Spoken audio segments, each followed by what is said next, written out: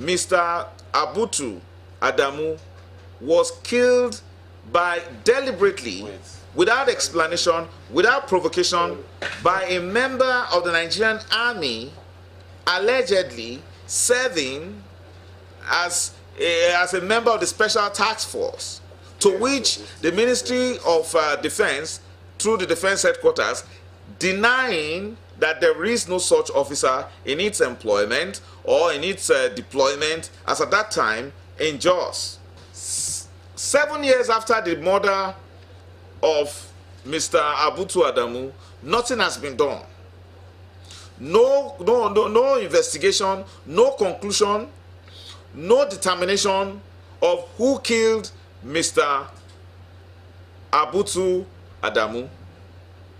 Whereas the family has abundant evidence to show that a certain Corporal Aminu and Lieutenant Colonel A.Y. Abdul, who was the Deputy Commander Special Task Force Sector 2, Nasarawa Gwom Jos of the Nigerian Army, were the ones responsible for the murder of Mr. Godwin Abutu, whose photograph I can show you now.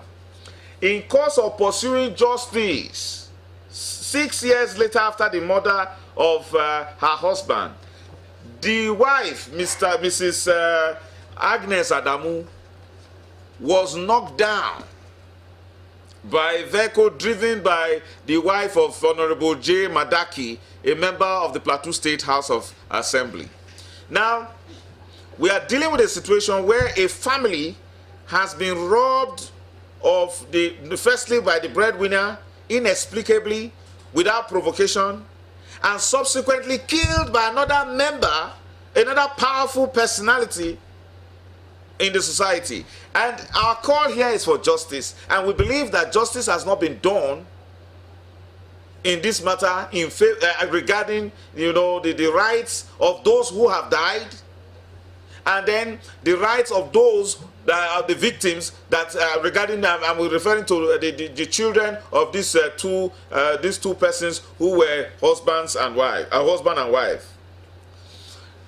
In this regard, we are serving notice to the government of Nigeria that where the institutions of state, the institutions of government like the police and the Ministry of Defense, and then in addition to the Plateau State House of Assembly, because in a letter written to the Plateau State government regarding Godwin Adamu's death, the Plateau State government denied responsibility, saying that they are not responsible for matters that have to do with criminal issues regarding the killing of their own citizen.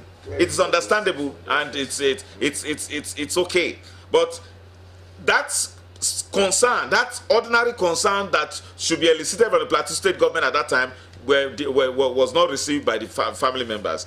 We will now take the Nigerian government as a whole to a transnational court for the purpose of determining what is due to this family as compensation as a result of the unlawful killing of Mr. Adamu Abutu. However, we will be specific regarding Mr.